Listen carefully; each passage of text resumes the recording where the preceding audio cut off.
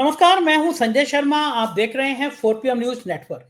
क्या ये बात सही है कि लालू यादव ने नीतीश को एक फोन किया और कहा कि अभी और कितना अपमान कराओगे अपना? ये कल के लड़के चिराग, प्रशांत ये तय करेंगे बिहार की राजनीति। और इस फोन ने सारे समीकरण बदल दिए बिहार की राजनीति के।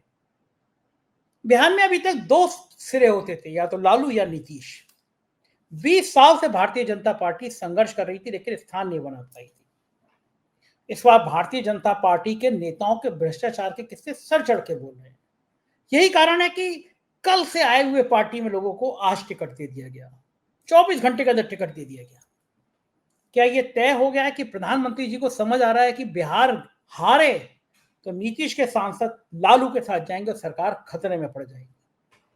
क्या है प्लान बिहार का? केपी मलिक जी ने कहा कि संघ ने हाथ खड़े कर दिए, संघ खामोश, और संघ की खामोशी का मतलब है फिर बिहार गया, और बिहार गया तो फिर दिल्ली गई।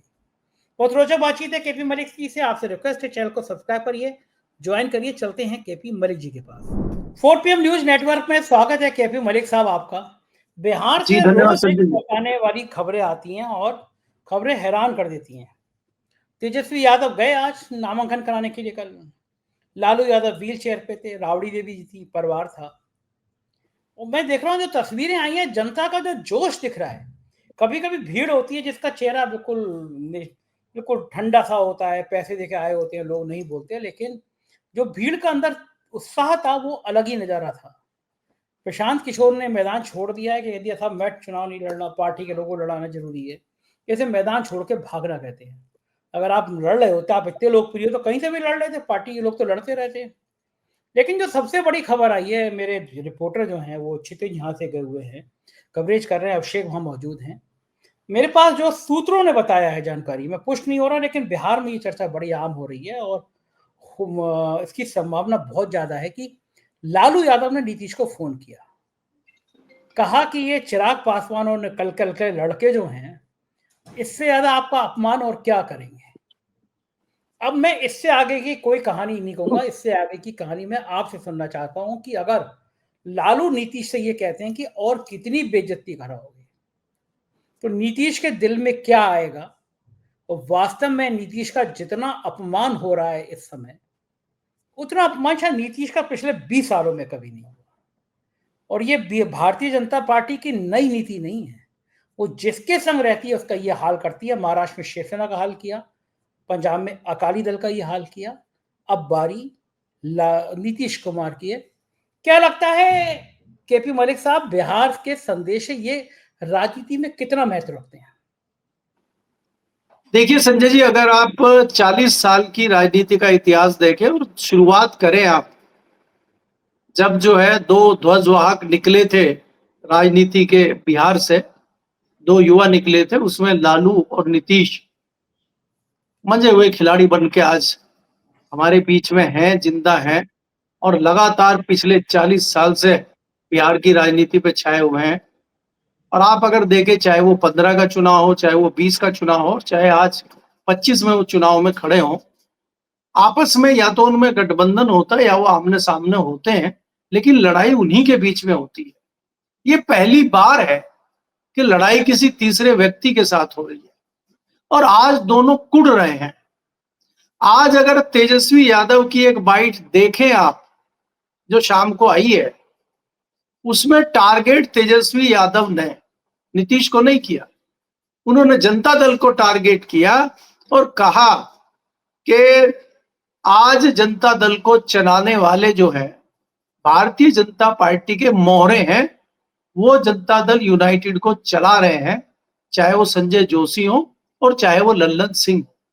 नीतीश कुमार जी पीछे खड़े हुए हैं, संजय झा हो और चाहे वो आपके लल्लन सिंह हो, ये लोग चला रहे हैं। और नीतीश कुमार जी आज जो है बेआबरू होकर तेरे कूचे से हम निकले वाली स्थिति में है। आज दो बड़े फोन हुए हैं। एक फोन दिल्ली से गया है, क्योंकि चाणक्य जी का फोन जो है नीतीश जी उठा नहीं रहे हैं।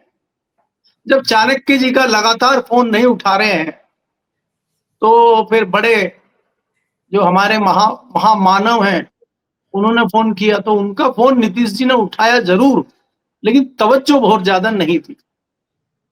आज जो है बिहार की सत्ता की चाबी, देखिए अभी जीतना नहीं जीतना, किसके नंबर ज्यादा आएंगे किसके कम आएंगे, अगर मैं इतिहास पे गौर करूं तो लगातार 3 से 4 चुनाव की बात अगर आप करें तो नंबर 1 पे तो आरजेडी आती रही है, चाहे वो 15 का चुनाव हो चाहे 20 का चुनाव हो। और इस बार भी ये है कि भाई सरकार बनाएगी कि नहीं बनाएगी ये तो नहीं पता, लेकिन लालू यादव की पार्टी तो फिर नंबर 1 पे आएगी, तो ये तो जाहिर है।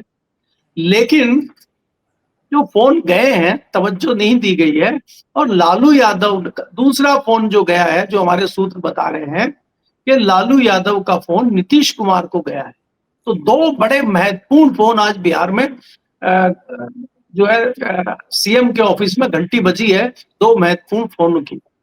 और अभी तक जो लोग कह रहे थे नीतीश कुमार खत्म हो गए, आरजेडी ये आपका जनता दल यू टूट गया है और भारतीय जनता पार्टी ने कब्जा कर लिया है, आज भारतीय जनता पार्टी किनारे पे खड़ी हुई दिख रही है और भारतीय जनता पार्टी का कहीं नाम ही नहीं है। नाम जो चल रहा है, लालू जो सवाल पूछ रहे हैं नीतीश जी से, वो ये पूछ रहे हैं कि अब ये दिन आ गया है, अपने स्टाइल में लालू जी ने नीतीश से पूछा कि भैया ये दिन आ गया है कि हम और आप साइड पर बैठे और सत्ता की चाबी ये पी के सी के घी के और ये चिराग और दिए लेंगे, अब ये दिन आ गया है, तो इससे अच्छा ये है कि आप जो है सुसाइड कर लीजिए या सत्ता से जो है आप संन्यास ले लीजिए। तो जब इस तरह की बातचीत हुई है तो कहीं ना कहीं नीतीश कुमार जी का जो है तीसरा जो एंटीना है उनका, वो खड़ा हो गया है सियासी वाला, और उनमें जोश आ गया है, और इसीलिए खटाखट उन्होंने अपने जो है पर्चे भरवाने शुरू कर दिए, सिंबल बांटने शुरू कर दिए हैं, और वो भारतीय जनता पार्टी की सुन नहीं रहे। इसके अलावा जो तीसरा कांड हुआ है संजय जी, जब ये नीतीश कुमार की सारी चीजें उपेंद्र कुशवाहा ने सुनी देखी, वो भी एक्टिव हो गए और उन्होंने कहा हम भी दोबारा देखेंगे, क्योंकि वो भी अपनी पत्नी को लेकर पर्चा भरने गए थे। उनको पता चला कि वहां तो पहले ही चिराग पासवान जी बैठे हैं, तो वो वापस आ गए घर। फिर उनको जो है चाणक्य जी ने दिल्ली बुलवाया, वो किसी तरह दिल्ली आए, नित्यानंद जी उनको दिल्ली लेके आए और वो आने में 5 मिनट लेट हो गए और चाणक्य जी नाराज हो गए, क्योंकि चाणक्य जी के लिए तो 5 मिनट है नहीं। तो चाणक्य जी बड़े नाराज हो गए और चाणक्य जी उपेंद्र कुशवाहा से बिना मिले ही वापस चले। तो ये जो बिहार में चल रहा है, समय बीतता जा रहा है, तो ये जो बिहार में चल रहा है, भारतीय जनता पार्टी को वापस किनारे पे खड़ने का सारा इंतजाम जो है बिहार में दिखाई दे रहा है, और कमान वापस मुझे लालू प्रसाद के पास आती हुई दिख रही है। और एक जो है पर्दे के पीछे का समझौता मैं आज कह सकता हूं कि नीतीश कुमार और लालू यादव के बीच में होने जा रहा है। चुनाव के बाद क्या होगा, परिणाम क्या आएंगे, कल को तोते मैना और गिद्ध कहां दिखाई देंगे, वो सब बाद की बात है।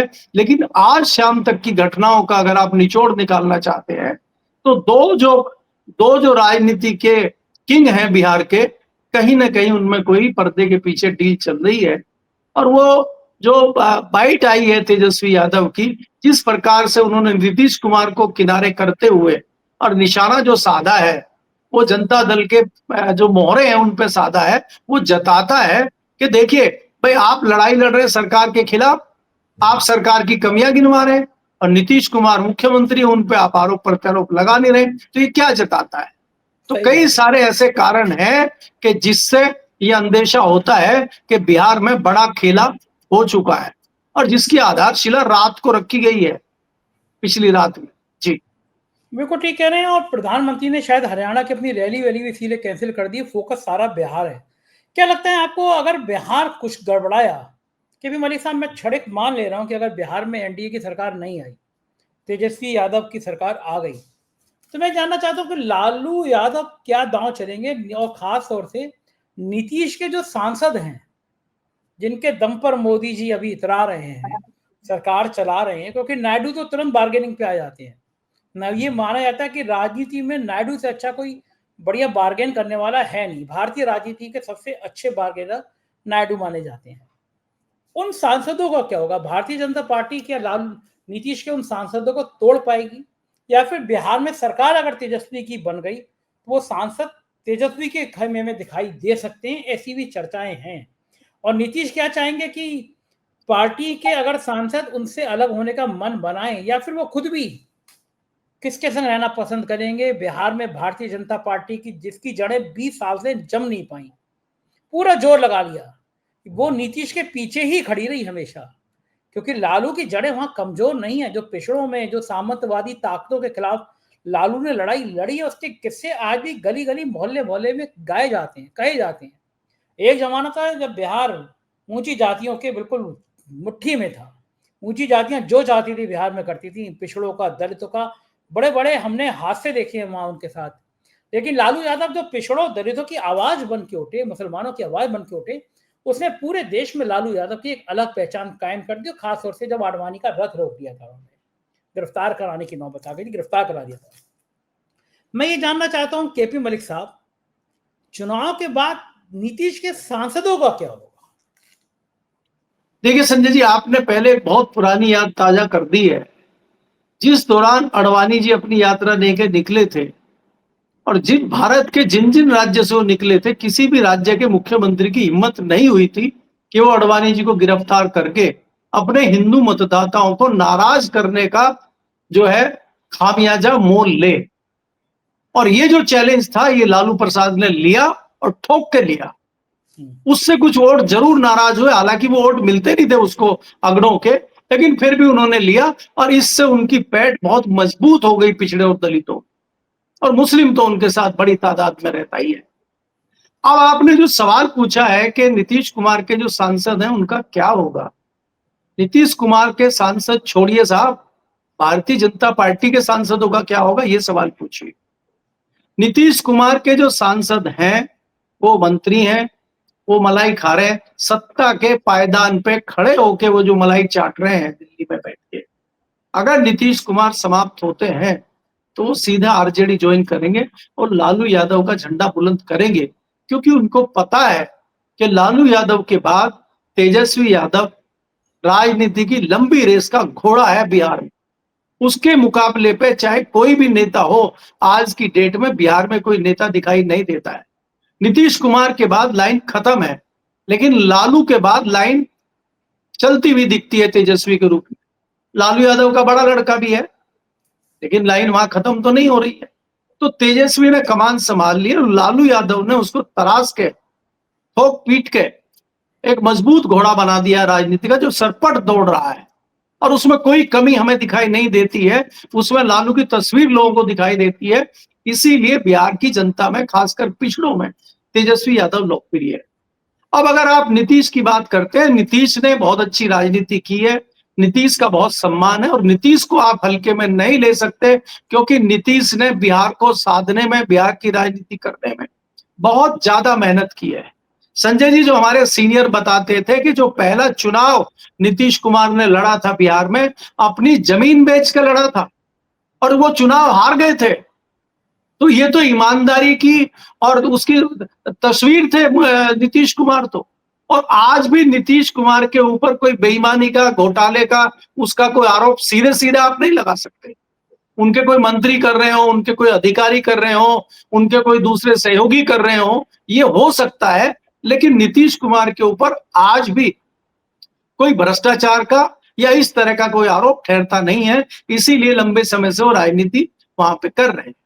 लालू प्रसाद यादव को इसलिए जाना जाता है कि लालू प्रसाद यादव ने अपने पिछड़े और दलित लोगों को एक सम्मान दिलाने का काम जो बिहार में किया है, वो पीढ़ियां और उनके पुरखे और उनके आगे आने वाली जो पीढ़ियां हैं वो भूल नहीं सकती। जो सम्मान लालू यादव ने दिलाया है, उसी के बदले लालू यादव की पैठ बिहार में बनी हुई है और उसी पैठ के सहारे, उसी के आसरे तेजस्वी यादव इस राजनीति में आगे बढ़ते हुए दिखाई दे रहे हैं। जी हाँ, बात तो ठीक कह रहे हैं कि एक पैठ बनी हुई है। अच्छा, क्या लग रहा है आपको जिस तरह से ये नए नए लोगों को टिकट दिया जा रहा है, कल पार्टी ज्वाइन की, मैथिली ठाकुर को टिकट दे दिया, आईपीएस को टिकट दे दिया, भारतीय जनता पार्टी के कार्यकर्ता अब ये मान चुके हैं कि क्या वो सालों से संघर्ष केवल दरी बिछाने के लिए करते आए हैं, माइक लगाने के लिए करते आए हैं, एंड वक्त में मलाई खाने के लिए कोई और आ जाएगा, बाहर के लोग आ जाएंगे, टिकट तुरंत चुटकियों में मिल जाएगा। भारतीय जनता पार्टी के इस रवैये से संघ बहुत नाराज रहा है कि कांग्रेस के जिनके ऊपर भ्रष्टाचार के आरोप थे वो बीजेपी में आए, कोई सीएम बन गया, कोई डिप्टी सीएम बन गया। तो क्या लग रहा है कि संघ की भी बिहार में चली नहीं है? ऐसे ऐसे नए नए लोगों को टिकट पकड़ा दिया गया। इसका मतलब क्या आरएसएस को भी फिर से किनारे किया गया, या इन नए लोगों को टिकट देके कार्यकर्ताओं को अभिषेक करके टिकट देना बीजेपी की ये रणनीति है कि कोई भी हो बस जीत जाए चुनाव, उसका फेमस हो, चेहरा अच्छा हो, फॉलोअर्स उसको टिकट दे दो? संजय जी, मेरी जो जानकारी है, मेरे जो सूत्र हैं और मेरी जो जितनी समझ है, आरएसएस कोई इंटरेस्ट बिहार में नहीं ले रही है, ना एक्टिव है, ना आरएसएस के लोगों को कोई संदेश ऊपर से दिया गया है। मेरी खबर तो ये, आरएसएस का बिहार में कोई इंटरेस्ट है नहीं, और भारतीय जनता पार्टी के मोदी शाह के लिए करो या मरो का बिहार है। और ये एक लिटमस टेस्ट है भारतीय जनता पार्टी के इन नेताओं के लिए। अगर बिहार हारते हैं, जैसा कि सवाल आपने पहले पूछा था, अगर एनडीए की सरकार, एनडीए भी नहीं कहूंगा, अगर भारतीय जनता पार्टी की सरकार बिहार में नहीं बनती है, तो उसका सीधा सीधा सिग्नल और उसकी सीधी सीधी घंटी दिल्ली में बजेगी। और जब दिल्ली में घंटी बजेगी तो बड़ा घंटा भी बजेगा, टन टनाटन की आवाजें भी शुरू होंगी। आपको शायद जानकारी है कि नहीं है, जो 7 पेज की चिट्ठी मुरली मनोहर जोशी ने चीफ जस्टिस को लिखी थी, उसमें हमारी जानकारी में 30-35 लोगों के साइन थे, जिसमें करण सिंह जैसे और दूसरे विद्वान लोग थे। उस पे एक और चिट्ठी लिखी गई है अभी 2-3 दिन पहले, उस पर 90 से ज्यादा लोगों के साइन हैं, और चीफ जस्टिस से पूछा गया है कि आपने उस चिट्ठी पे क्या संज्ञान लिया। तो ये कौन लोग हैं? ये तो भारतीय जनता पार्टी के हार्डकोर सपोर्टर लोग हैं, चाहे वो सियासी लोग हों, चाहे वो उनके संगठन के लोग हों। आज आप देखेंगे कि मोदी जी स्वदेशी स्वदेशी चिल्ला रहे हैं और कह रहे हैं दिवाली पर स्वदेशी लड़ियां जलाइए, और चाइनीज लड़ी नहीं जलाने की बात कर रहे हैं। तो ये क्यों एकाएक स्वदेशी इनको याद आ गया? आपका तो स्वदेशी जागरण मंच बना हुआ है, वो स्वदेशी जागरण मंच वाले लोग कहाँ हैं? वो क्यों नहीं जन जागरण कर रहे हैं स्वदेशी का? तो इनसे सब जितने भी संगठन थे वो दूर हो गए हैं। अब सिर्फ गुजरात लॉबी बची हुई है भारतीय जनता पार्टी में। भारतीय जनता पार्टी भी उस तरह से एक्टिव नहीं है बिहार में जिस प्रकार से भारतीय जनता पार्टी को जाना जाता है। अब जो बिहार में एक्टिव है वो झुंझुने वाले नेता हैं भारतीय जनता पार्टी के, उनके नाम भी आप जानते हैं। जिनके पास सत्ता है, जो सत्ताधारी बने हुए हैं, जो मंत्री बने, अब दिल्ली की मुख्यमंत्री जी गई हैं, बताइए बिहार में उनका क्या है वहां पे जनाधार? वो क्या करेंगी वहां पे जाके? वो कौन सी महिलाओं के वोट दिलाएंगे? वो तो दिल्ली में दिला रहे थे 2,500 रुपए सब महिलाओं की, जो जो केजरीवाल के जमाने में पेंशन मिल रही थी ओल्ड मैन को, या बुढ़िया, या जो बुढ़िया लोग हैं उनको जो पेंशन मिल रही थी 2,500 की, वो बंद हो गई है कई लोगों की। उनको कह रहे हैं कि दोबारा से आपका सत्यापन होगा। उनकी बंद हो गई है, पिछले 3-4 महीने से उनको पेंशन नहीं मिल रही है, और ये संदेश देने के लिए मैडम पहुंच गई है बिहार में। तो ये क्या संदेश देंगी? आपके गिरिराज जी कहाँ हैं आजकल? उनके कंधे पे बैठ के आप बिहार की राजनीति करेंगे? गिरिराज जी गए, वो चले हुए कारतूस हो चुके हैं सब। तो इसलिए मैं आपको कह रहा हूं कि आप लोग आरएसएस को छोड़िए, भारतीय जनता पार्टी उस तरीके से एक्टिव नहीं है। इसीलिए आप अगर देखेंगे, आप विजुअल देखिएगा निकाल के कि लालू प्रसाद यादव के घर पे कितनी भीड़ लगी हुई है, और तेजस्वी यादव का, लालू का घर से निकलना मुश्किल है। तो ये भीड़ क्यों आ रही है आपके घर पे? इतना जनाधार क्यों आपके साथ आ रहा है? तो क्योंकि ये नीतीश का समापन है, और जो नीतीश का वोटर है, नीतीश का फॉलोअर है, वो शिफ्ट कर रहा है लालू यादव की तरफ। और आपका जो सवाल था वो सांसदों वाला, उसी में ये जवाब छुपा हुआ है कि लालू की तरफ अगर सब शिफ्ट हो रहे हैं तो सांसद भी शिफ्ट हो जाएंगे, जिनको बिहार की राजनीति करनी है। वो बिहार की राजनीति चिराग पासवान के कंधे पे बैठ के तो नहीं कर पाएंगे, या पीके के कंधे पे बैठ के तो नहीं कर पाएंगे। हाँ, लालू यादव के कंधे पे बैठ के कर सकते हैं, कंधा मजबूत है सियासी तौर पर, तो इसलिए वो शिफ्ट कर जाएंगे। हाँ, ये बात तो ठीक है कि ऐसे शिफ्टिंग हो सकती है, लेकिन आपने गिरिराज सिंह का नाम लिया, उनका भी एक बयान आया था कि वो बड़े नाराज थे कि कार्यकर्ताओं की उपेक्षा हो रही है। हम लोग जो 500 से भी कम वोटों से सीट हारे, वो भी सहयोगियों को दे दी गई। वो नीति से खुश नहीं रहते हैं वो। दूसरा एक चीज और जानना चाहूंगा कि जो बीजेपी के नेताओं के प्रदेश अध्यक्ष से लेके मिनिस्टर, डिप्टी सीएम के भ्रष्टाचार की कहानियां सामने आई, पीके ने जो कहानियों की पड़ताल सीरीज निकाल दी, सैकड़ों करोड़ के घोटाले, सैकड़ों करोड़ की बेईमानी, ये बिहार की गरीब जनता के जो 10-10 हजार रुपए दिए उससे भारी पड़ेगी, या जनता मान लेगी अरे हमें तो मेरा मान लेगी 10 हजार मिल गया, कोई बेईमानी कर रहा है करो। लेकिन कभी कभी ऐसा होता है जब इन तरह के नेताओं की बेईमानी सामने आती है तो जैन जी ऐसे ही निकलते हैं। नेपाल में लोग ऐसे ही निकल आए थे कि ये मंत्रियों के बच्चे, ये मंत्रियों के घर परिवार करोड़ों में, हमारे पास खाने के पैसे नहीं। तो बिहार की जनता को सिर्फ 10-10 हजार रुपए दे दो और खुद बेईमानी का साम्राज्य खड़ा कर दो, लाशों में महल बना दो। क्या लगता है कि 10 हजार रुपए भारी पड़ेंगे, या नेताओं का यह भ्रष्टाचार, भारतीय जनता पार्टी के नेताओं के दस्तावेज से है जो भ्रष्टाचार है? डिग्री झूठी है वहां भी, ये जो डिग्री का झाड़ मुझे समझ में नहीं आता। वहां भी डिग्री को लेकर भड़क गए, वो एक एंकर ने पूछ लिया कि डिग्री के बारे में बता दिए तो भड़क गया सम्राट। ये सारा गेल गाल मेल, इनका सारा गोरख धंधा बीजेपी का है तो बिहार में है क्या केपी साहब? संजय जी देखिए, इसमें कोई दो राय नहीं है कि भारतीय जनता पार्टी में अच्छे नेताओं की कमी है, लेकिन सब अच्छे नेता पीछे धकेल दिए गए हैं। आज जितना बड़ा कोई नंग है उतना ही बड़ा वो भारतीय जनता पार्टी का नेता है और उसको आगे किया जा रहा है। और भारतीय जनता पार्टी में ये चीजें चली है पिछले 10 साल, अब नहीं चल पाएंगी। अब सवाल पूछे जाने लगे हैं और वो भी अंदर से पूछे जाने लगे। दूसरी बात यह है कि आप जो बिहार की बात कर रहे हैं, बिहार में भारतीय जनता पार्टी के पास हमेशा नेताओं का टोटा रहता है। कोई अच्छा नेता आज भारतीय जनता पार्टी के पास बिहार में नहीं है, ये भी भारतीय जनता पार्टी का दुर्भाग्य है। और आज बिहार में जो भारतीय जनता पार्टी के फॉर्मूले थे, चाहे वो मोदी जी का चेहरा हो, चाहे वो हिंदू मुस्लिम हो, चाहे वो विकास हो, जो विकास पैदा हो जाता है ना, वो भी पैदा नहीं हो रहा वहां पे बार बार मामला खराब होते जा रहा है। अभी एक आपने सोशल मीडिया पे बाइट चल रही है, एक बिहारी से वो पत्रकार पूछ रहा है कि आपके यहाँ विकास आया है, तो वो डर गया कि उसको वो कानपुर वाला विकास दुबे समझ बैठा। तो बोला नहीं, हम यहाँ नहीं थे, हम यहाँ नहीं थे उस दिन, जगह विकास हमारे बाद में आया होगा, हमारे सामने नहीं आया। अरे बोला हम विकास की बात कर रहे हैं। बोला कौन नहीं आया, हम कह रहे हैं नहीं आया। तो वो भिड़ गया उसके साथ।